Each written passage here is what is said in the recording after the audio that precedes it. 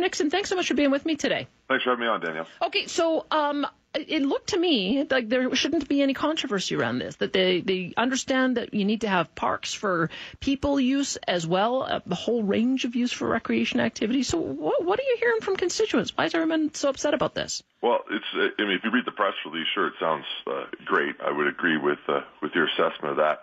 The reality is that there's been some problems with how this has unfolded. First off, it's been a very secretive process.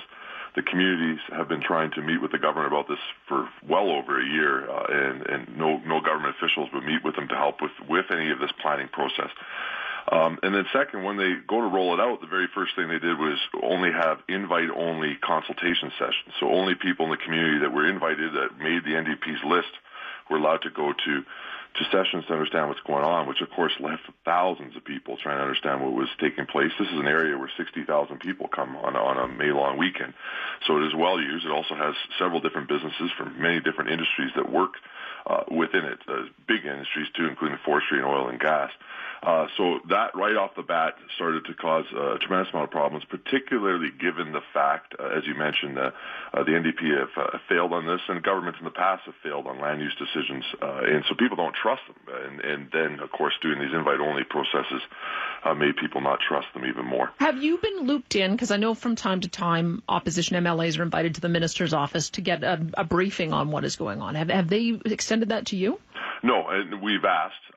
We were raising questions about this in the legislature because we were hearing rumors, for the last 12 months, and we were unable to get any answer. I mean, the minister, even at one point in the legislature, told me that she was meeting with the mayor of Rocky Mountain House, and it turned out she was not meeting with the mayor of Rocky Mountain House, and that became quite a thing. So it's been a very secretive process. So what I did was started to put a tremendous amount of pressure on them publicly about that secretive process, and the counties and the towns locally backed me up saying we needed to have an open process. So the government finally caved on that a couple weeks before Christmas, and they have started to have what they call open meetings. Now, of course, the problem is those meetings really are not what our communities would be used to. They're not meetings where you could come and ask questions and have a conversation, more of a town hall, which is certainly how things are usually done around here. They're basically just an open house where you can come in and talk to different government staff and try to get some questions answered.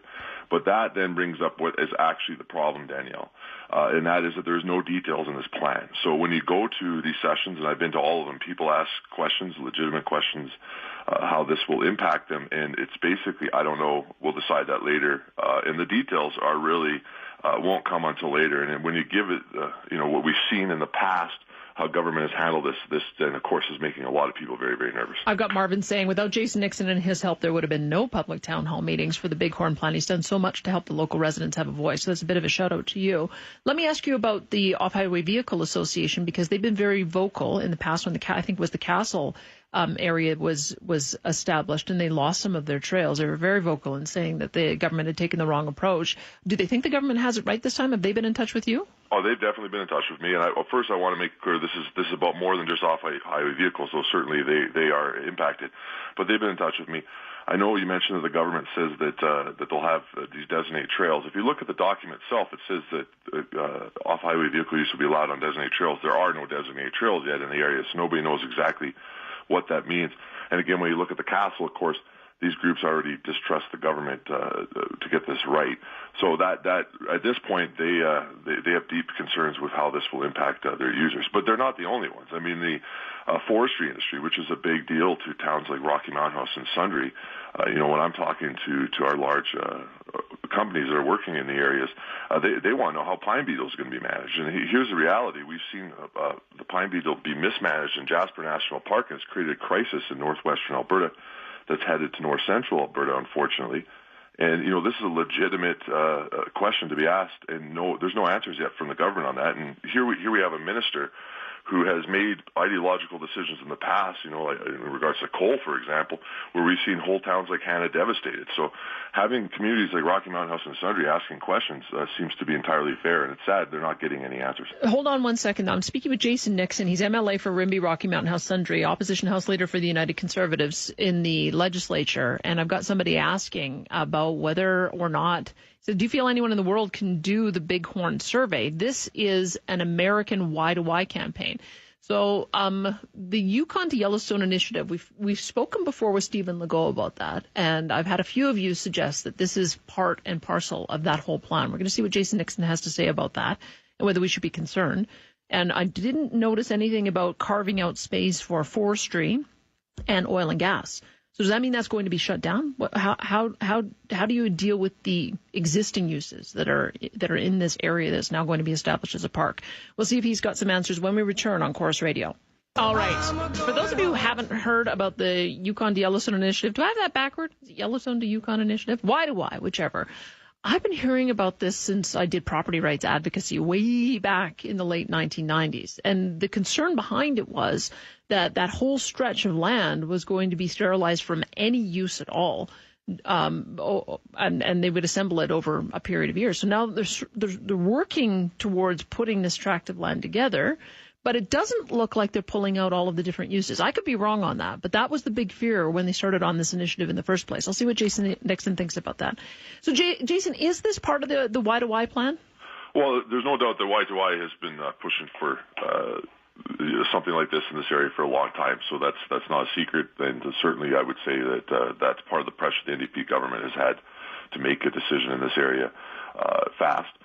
So they definitely have a role to play in it. The reality is that Y2I and some other organizations like them were the only ones that the government was talking to about this area. So which again is added to the trust issue for the communities that I represent. You know, when the mayor of Rocky Mountain House, obviously a pretty big community that's impacted by this decision, can't get a meeting with the minister about this issue, but we constantly see Y2I officials or CPAWS officials or those type of individuals getting meetings with the minister. It just adds to the distrust. No kidding. What do you think is going to happen to forestry and oil and gas that is currently in development there? Well, the problem is we don't know. And so, you know, basically what we have is a minister saying, trust us, don't worry. I know there's nothing in my plan or there's nothing within the law that says that this will be able to take place. I know that elsewhere I made a decision to remove forestry, you know, the castle, which cost the taxpayer a lot of money, by all reports when they had to deal with Spray Lakes down in that area.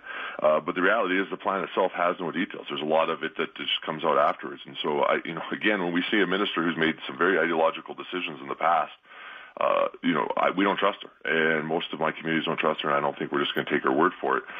In addition to that, the speed is the problem. There was the North Saskatchewan Regional Plan, which was being undertaken. By all accounts, was going well. I know many people who were participating in it, and I think that we were going to end up with a pretty decent plan that was going to have widespread buy-in. The problem was it wasn't going to be done before the election, and then all of a sudden the government just pulled out one section of the North Saskatchewan Regional Plan, and has attempted to rush it through in a 70-day period overlapping Christmas, which, again, just adds to the distrust. Yeah, what's the rush on this? Exactly, and I think that's where most of that's where I'm at right now, and that's where most of my constituents are at, is why are you trying to do this in 70 days? This is too important to get wrong. And, you see the Alberta Fish and Game Association has come out speaking up against this.